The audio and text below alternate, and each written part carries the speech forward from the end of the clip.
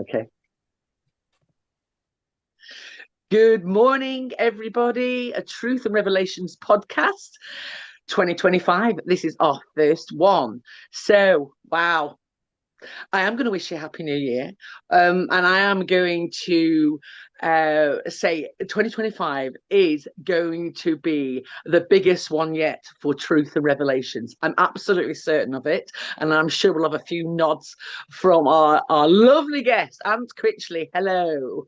Hey, Jackie, you okay? Yeah. And obviously, lovely Paula, my co-host. Hello, hello. It's going to be Uh, an amazing year. I can't wait to see what unfolds. I know it's so exciting, and we've got much to tell you. We try and keep it topical, but we're going to give you a really great intro to 2025.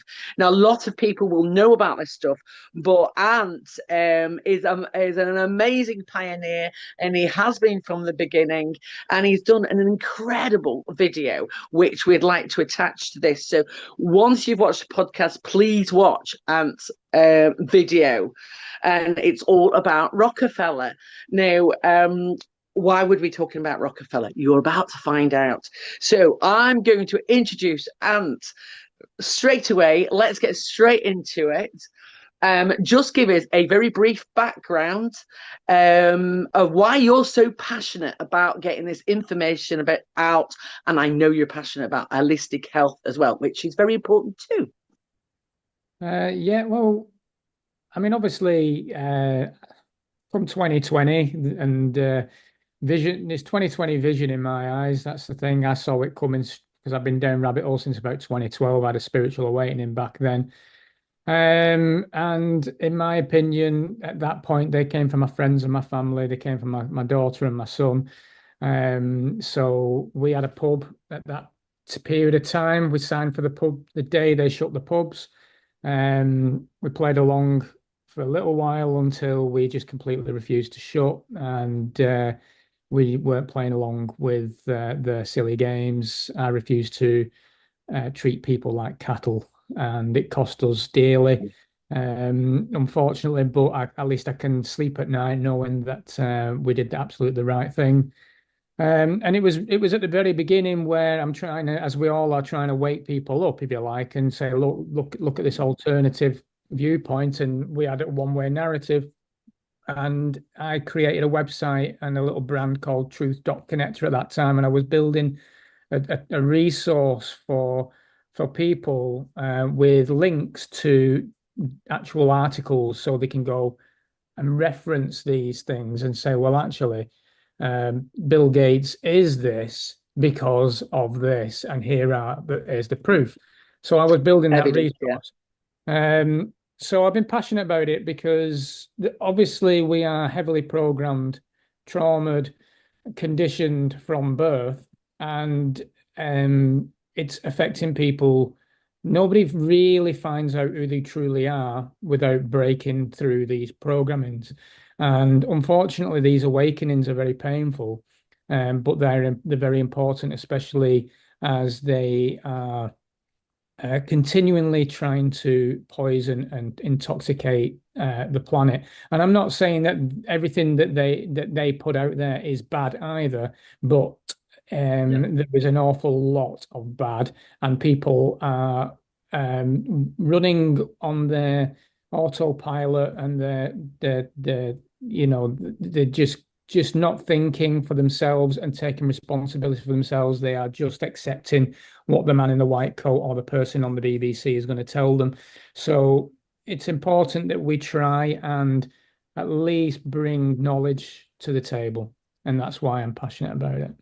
It's the fact there's Yeah. always an agenda to what they. So you mentioned there, not everything's going to be bad. And at face value, no, of course it's not. However, there's always a reason. So there's always a form of manipulation, in my opinion, in terms of what we're sort of exposed to. And that is what I am such a, I guess, a freedom fighter. I just think that people should have a real experience. It shouldn't be behind that mask. It shouldn't be to get you to go down a certain sort of road. It should just be open and honest, because that's how I am as a person. I wear my heart on my sleeve. I am what you see is what you get, and that's how I feel that everything should be, and it's not. And that's what really is my gaze, really. Totally agree with you.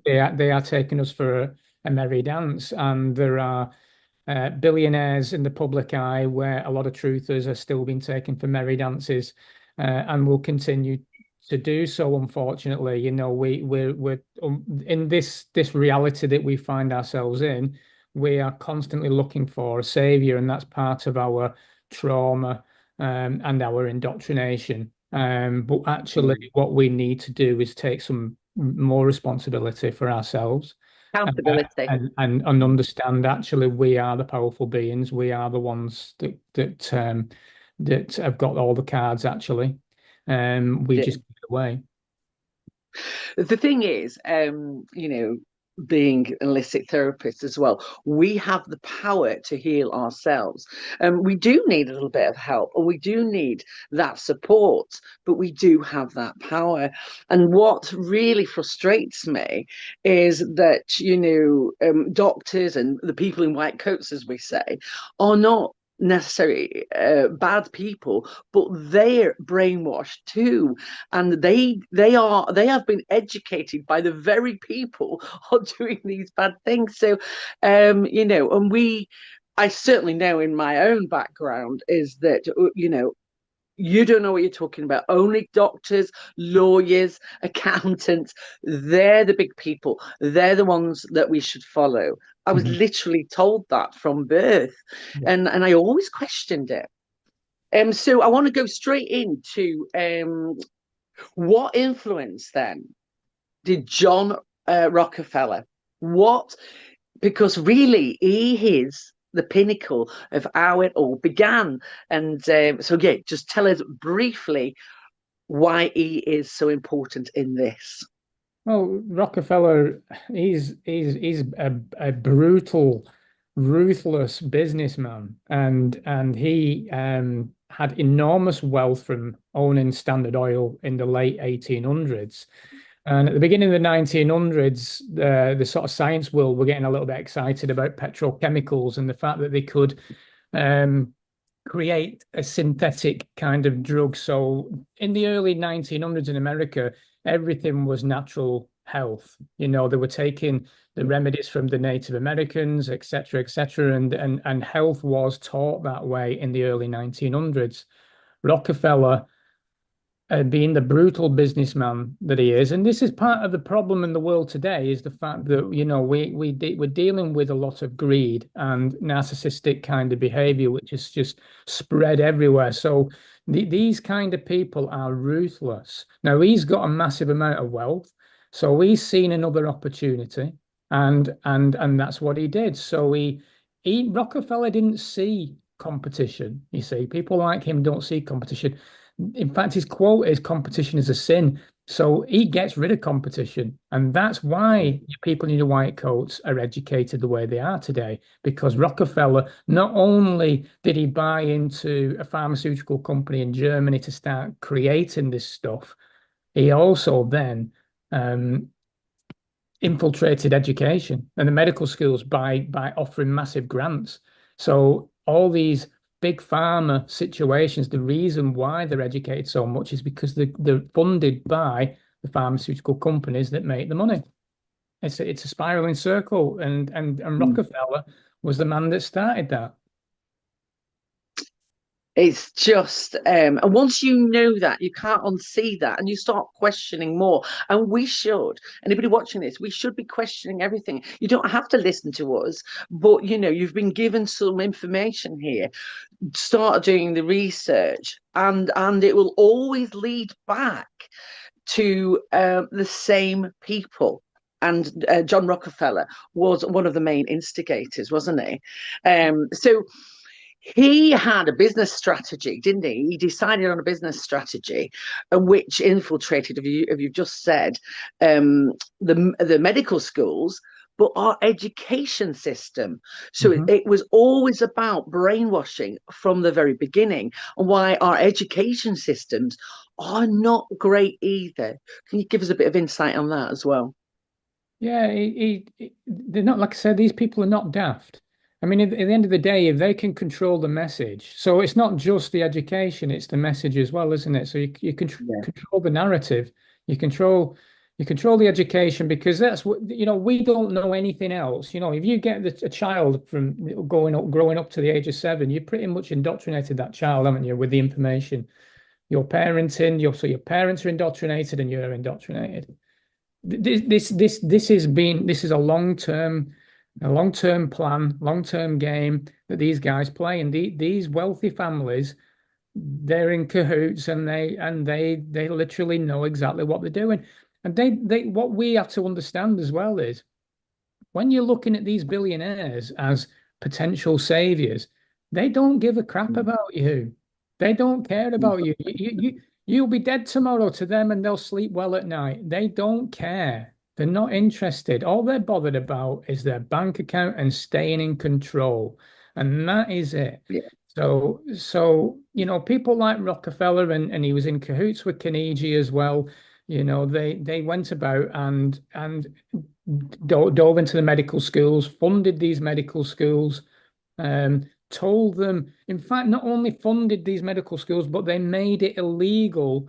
And doctors were actually thrown in jail for practicing natural medicine around that time as well. It was a ruthless attack, and he even tried, from my understanding, he even tried to get into China, and it didn't quite work out. He offered millions and tried to get in there, and obviously Chinese medicine is still going strong, but they really did give that a go as well. So it weren't the fact that they were dealing with America in the West; they wanted in the East as well.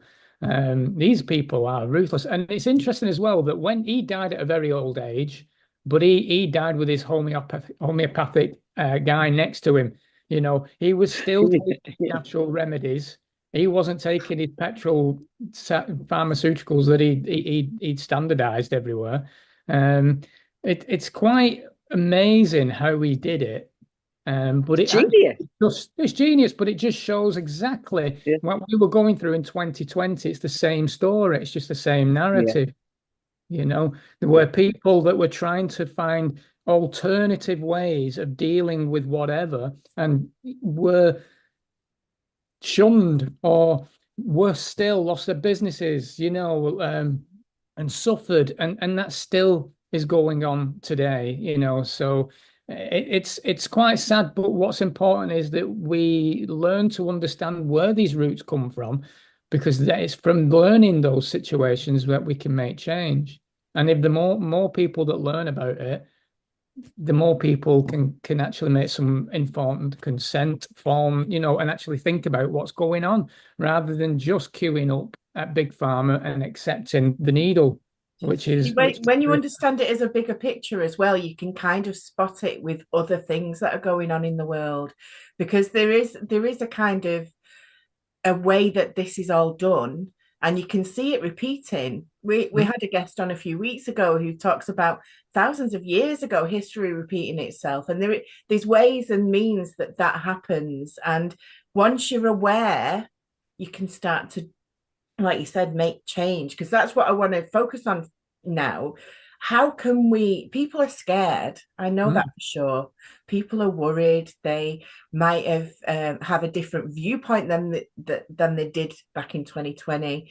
They are scared of the repercussions in terms of their health and things like that. Now, we do talk about solutions quite a lot, and what would you say is a good way forward for in the head? Because I think once you master that, you can start to really move forward. So what would you recommend if someone came to you and said, look, I made these decisions, I know now that they were the wrong decisions in terms of my health, what do I do? What would you say? It's a tricky one, and it's a very good question. And every individual is very different, but obviously people are going to panic if they learn the reason. And I've met a number of people over this past few years, journey wise, that are now suffering in awful ways. I know people that close to me that have lost their lives because of what's been going on. And what do you say to them? Well, it depends on what level they're at. You know, if they've just had it and nothing's wrong at the moment, that's great news, isn't it? You know, and with a bit of luck, they've had a saline and or they've just been very lucky.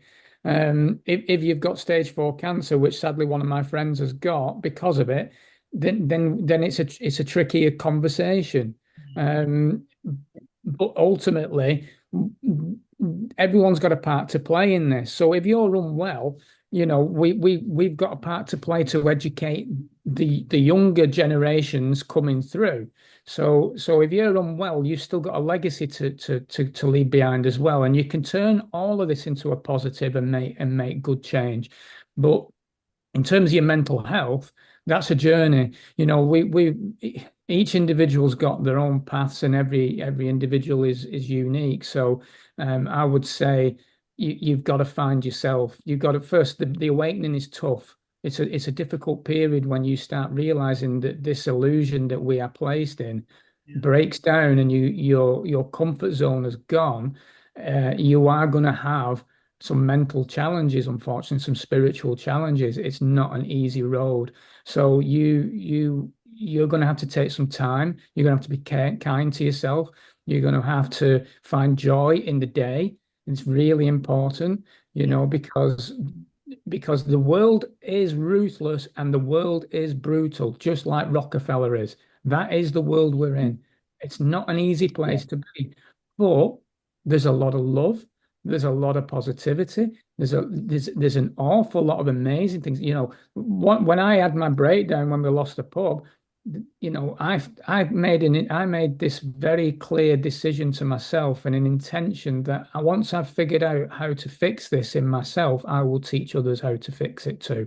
And that's what I plan to do. And what you've got to start with gratitude. It's always an easy one to start with, but getting out in nature, grounding yourself, changing your diet, you know, looking at what you're eating because we're constantly bombarded with all sorts of nonsense that's not good for you.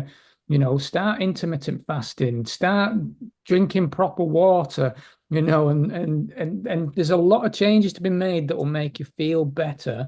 And you've got to just take each day and keep moving forward with it. And it's and acknowledging that that's where I was and that's not where I'm going to continue. Because I think Yeah. in terms of mental health, it's about you can have these thoughts when the veil is kind of lifted and you're aware of the programming and the conditioning.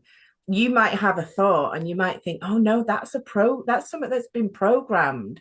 So you can actually start to nitpick and find and distinguish between, is that really me? Or is it something that I've been taught to think? And that when you do that, that's really powerful, because when you realize that you've got your own thoughts and your own kind of feelings and voice and everything, it really does make you feel empowered as well.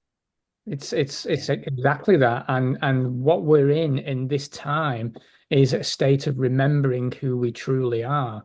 Now, the thing is, nothing. I'm writing my memoirs at the moment. It's quite interesting when you start recapitulating on your life, and you start going, well, you know what? Okay, there's going to be chapters and chapters if anyone ever dared read my nonsense. But you know, like chapters and I chapters will.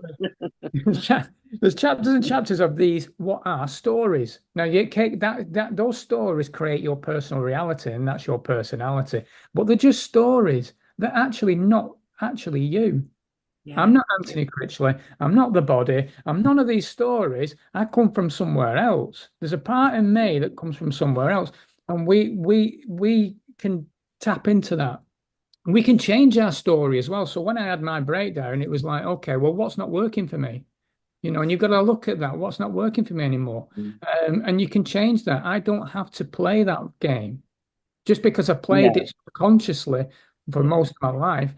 You know, and what happens is, unfortunately, as well, when you start changing your story, people leave out, they come away from your story as well. So there will be Oh, challenges when you even do that. But ultimately, this is your game and you're the star. Forget your, like I say, your billionaire saviors and all this lot. The superstar in all of this is you. That's Main the character superstar. energy, that's what we're looking for. Main character Yes. energy. Come on, bring it on. I, I always say that you think of yourself as an orange when you start on this journey, and you just take one peel away at a time. And you know, I I think we all can say this, and you've just mentioned it about the friends that will fall away. And people say, well, they weren't really friends anyway. I said, well, yes, they were. They were very, very good friends because that's the person I was. And they were very good friends to that person. But as I'm peeling my orange, Yeah. bit by bit, those friends are falling away and they're going on their own journey. And I wish them well. And we mustn't be sad about losing the people because they were great friends at the time, and you wish them well. And all then you're making room for new people who you can now have real, deep, meaningful conversations with, and think of it as something really exciting. It's a new life, isn't it? Yes. It's a new energy, and as Ant just mentioned earlier, is that we come from something else, and we've come here for a purpose. And purposeful life is where I think is the key. Is we think we're all here, we are all worthy. Every single one of us plays a part in this life, and once we get there, once you find who you really are, it's the most exhilarating thing, isn't it? And we've all been on a journey here, and I've never been felt so excited as I do for this year. Never. And I just know it's going to be good. I know lots of bad things. I don't watch TV, but I put it on because I need to know what's going on. And there's nothing I can do to stop that, is there? The fires, for example, that's happening in California, just horrendous what's happening. But I'm not going to feel down about it because I can't do anything about it. But people, that's part of the awakening for those people over there, isn't it? They're going to wake up and go, oh my goodness. Yeah, Oh my goodness. there's an awful lot going on. I mean, it's every week you probably got 3 or 4 psyops to deal with, and Yes. Yeah. they're ramping things up because they've got a date in mind. We know that 2030 is we're halfway through this agenda. Yeah. They're not going to stop, and there's a lot of things we're not going to stop. But it doesn't stop us enjoying our lives. It doesn't Yeah. stop us coming together and finding alternative ways to do things, because if we don't align with something, doesn't mean we have to do it.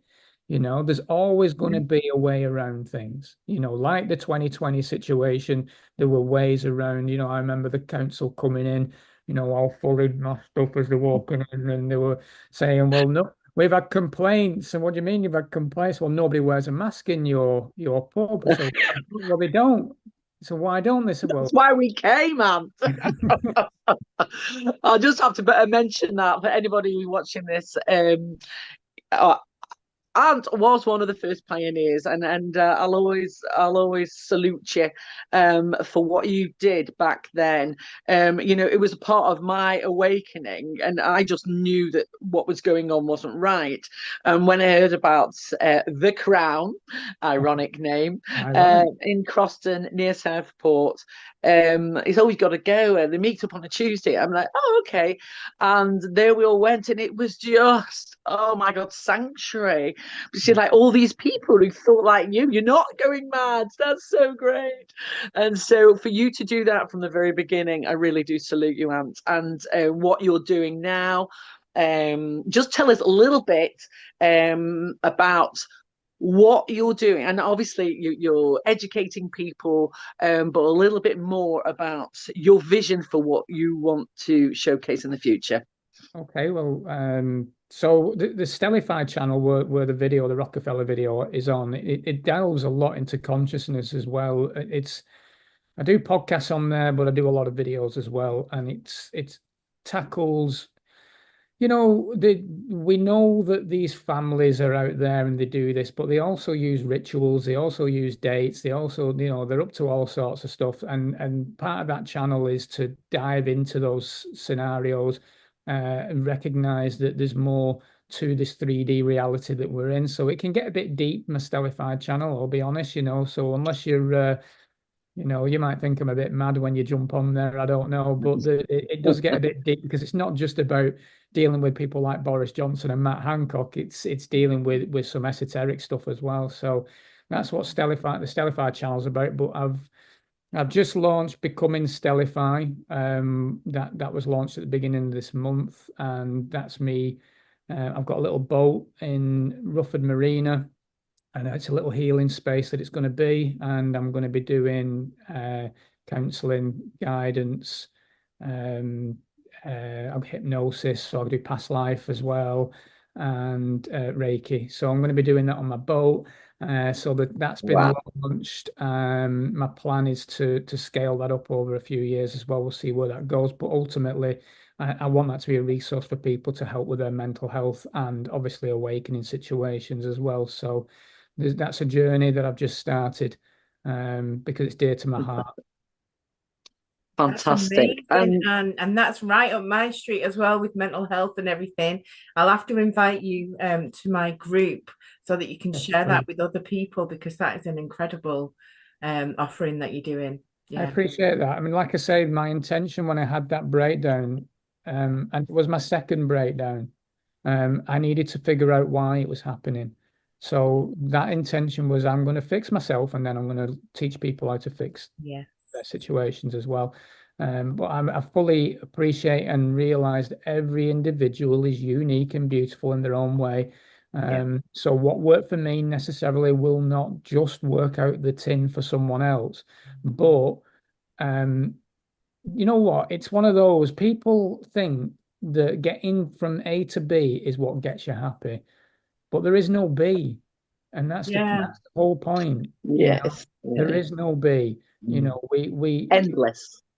we've got to get more present. Present. Yeah. We've got to start looking at the world in a much more beautiful way. There's a lot of darkness in this world, but you know what? There's a lot of darkness in each of us as well. And that's Yeah. part of the plan as well. Part of the process is recognizing the shadows that's in us, and being aware of yourself. Once you get more aware of yourself, then you kind of brush stuff off a lot easier. So your mental health does improve. But I'm here to help people in any way I can.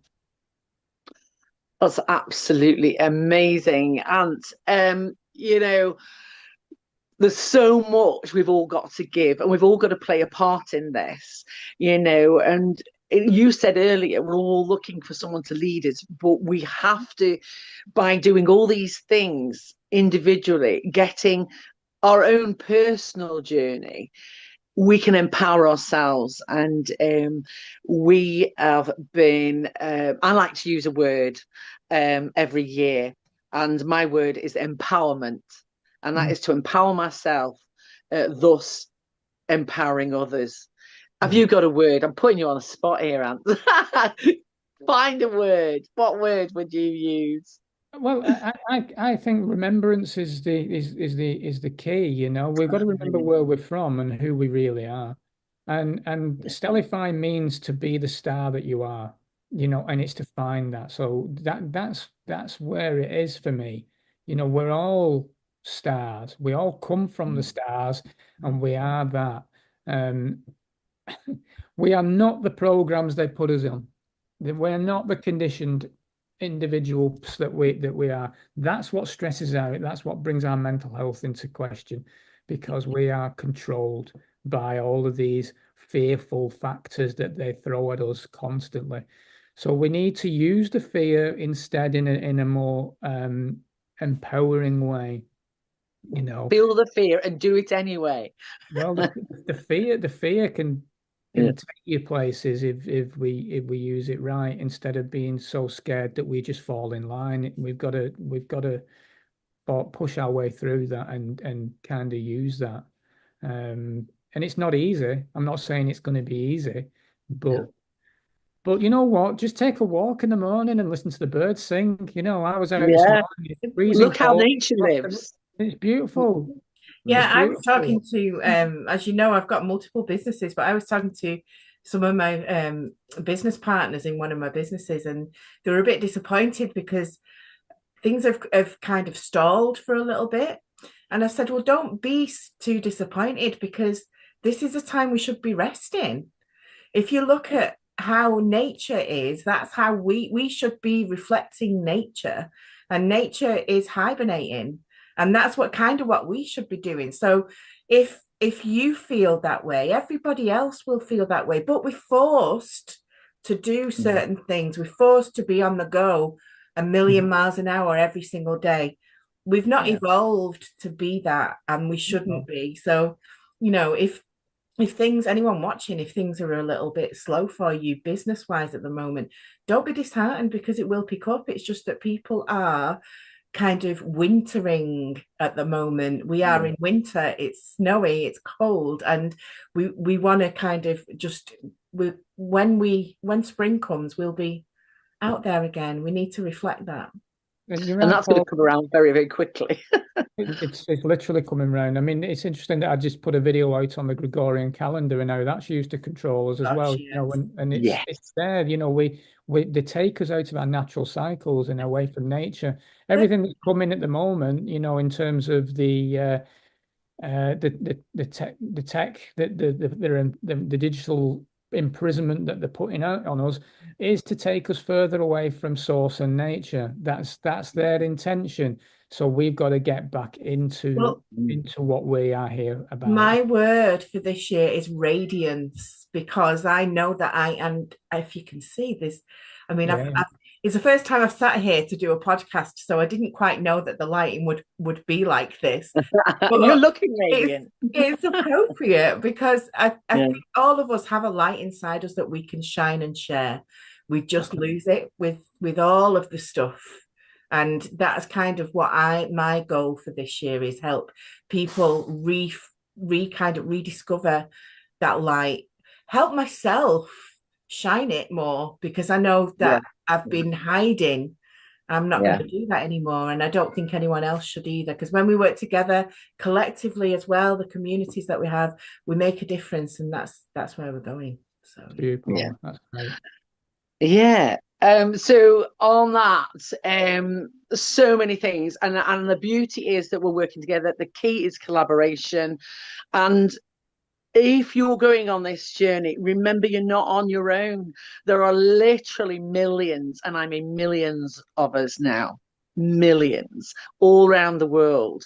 There are so many groups. You want any help of where to go, where to get the information, we can help you. You just need to drop some comments down below. To finish off, we're going to put all the links for Ant, so you can get in contact with him. Anyone who resonates, subscribe and share. We've got important messages here, and we need people to be aware of them. So subscribe and share. Have a look below for the links that you need. Go have a look, go and support us. Just sharing something is so supportive and helpful. Just go for it. So there's other ways we're doing. We are launching our mycelium membership, which is all about interconnection. It's all about nature with root connections, and the launch is on January the 30th online. We'll put those links on. And new this year is a Real Change TV series, which is very new. We're launching that on 6th of February, a launch party. And I hope you're going to come. I'm going to send you an invite. But it's all about us all working together, because we can't do it on our own. We have to do it together, and that's what it's all about. And thank you so very much for coming on. Again, salute you, mate. You're doing brilliant stuff. Keep it going. Paula, as always, I'll always salute you. And let's keep this going. Let's keep the high vibing and the smiling, the vibration. Let's be present. Let's not worry what they're showcasing to us. And thank you, everybody. And that's it. That's a wrap for today. And we'll be back next week. Thank you so much, everybody. Thank you. Thank you.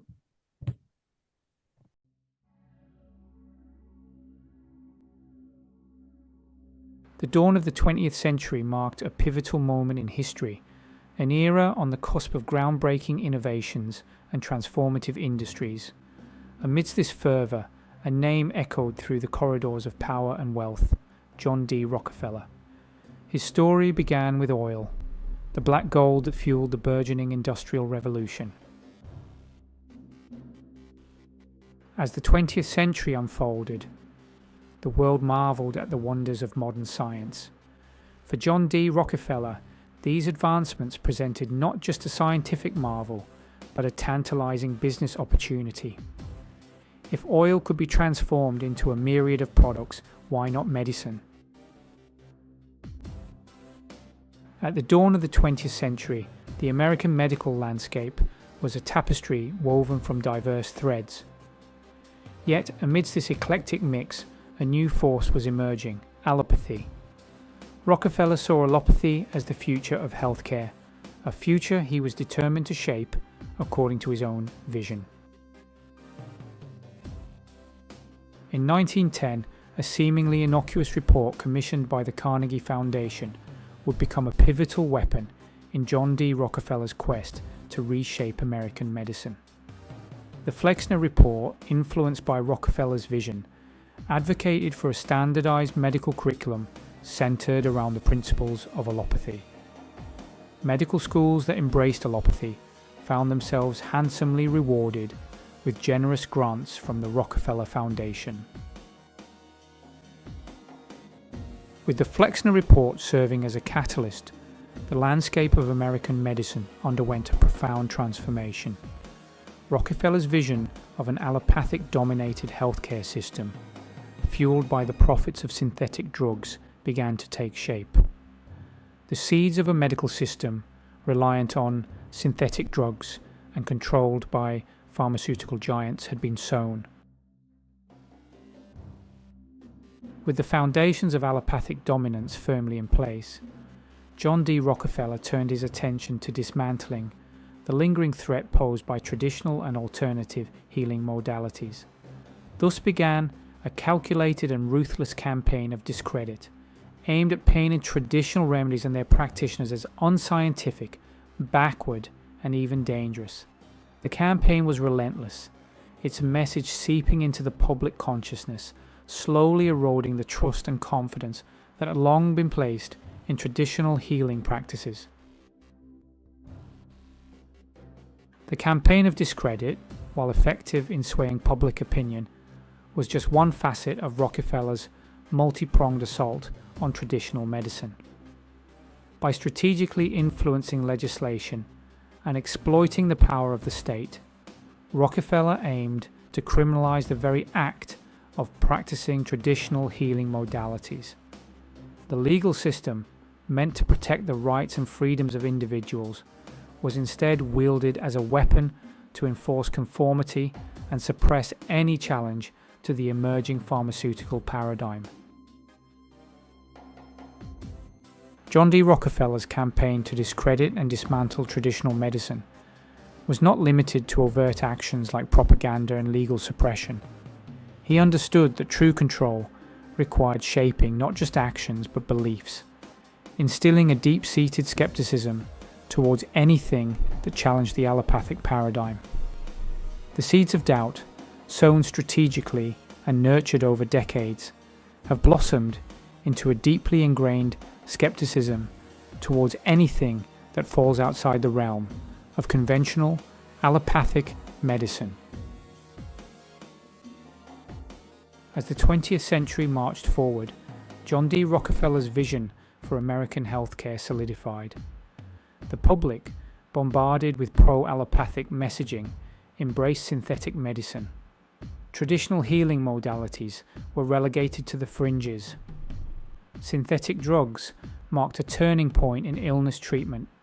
Pharmaceutical companies churned out new medications, each touted as a breakthrough. Doctors, trained in the allopathic model, embraced these new tools. The allure of synthetic drugs was undeniable. They offered quick fixes, a pill for every ill. This approach resonated with a society valuing convenience and efficiency. Traditional medicine seemed archaic and time-consuming. The knowledge of traditional healing practices began to fade. Herbal remedies were replaced by mass-produced pills. The ancient art of healing was slowly being forgotten. This shift had profound implications for the doctor-patient relationship. The holistic approach was replaced by a transactional model. Patients became consumers, their ailments reduced to symptoms. The human touch was eclipsed by the cold efficiency of the allopathic machine. The triumph of synthetic medicine, orchestrated by John D. Rockefeller, came at a hidden cost. Petrochemicals formed the foundation of this new medical paradigm, carrying a legacy of toxicity. Salvarsan, a miracle cure for syphilis, contained arsenic, a highly toxic element. While effective, Salvarsan caused severe side effects, including organ damage and death. The dangers of petrochemicals extended beyond pharmaceuticals. These compounds created products like plastics and pesticides, permeating modern life. Initially hailed as progress, these products revealed their dark side, leaching harmful chemicals. Plastics designed for convenience proved persistent, polluting oceans and infiltrating the food chain. Rockefeller's petrochemical empire left a legacy of toxicity, a sobering reminder of progress's price. As the 20th century drew to a close, the landscape of American healthcare stood in stark contrast to earlier eras. John D. Rockefeller's vision of a medical system dominated by allopathic medicine had largely come to fruition. But at what cost? Advancements in technology and life-saving treatments were tempered by the limitations of the allopathic paradigm. Reliance on synthetic drugs often led to dependency and chronic diseases. Healthcare costs soared, burdening individuals and families. Access to quality care became increasingly unequal. The pharmaceutical industry faced growing scrutiny for its role in the opioid epidemic. The environmental cost of Rockefeller's petrochemical legacy was staggering. Plastic pollution emerged as a global crisis, threatening marine life and food chains. The question of whether progress justifies the hidden costs remains complex. Rockefeller's medical monopoly serves as a cautionary tale of progress divorced from ethical considerations. The early 20th century witnessed a profound shift in the landscape of medicine, a shift orchestrated in no small part by the ambition and influence of John D. Rockefeller. His unwavering belief in the power of petrochemicals, coupled with his relentless pursuit of profit, had propelled synthetic drugs to the forefront of healthcare, relegating traditional healing modalities to the shadows. Yet, as the decades passed, a troubling paradox began to emerge. The very substance that had revolutionized medicine, those hailed as miracles of modern science, were increasingly implicated in a growing epidemic of chronic diseases. Petrochemicals, the building blocks of synthetic drugs, and countless other products that had come to define modern life, proved to be a double-edged sword.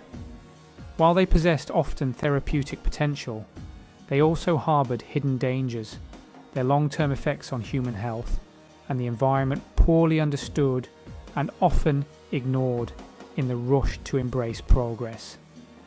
The proliferation of plastics, a direct outgrowth of the petrochemical revolution, serves as a stark example of this paradox.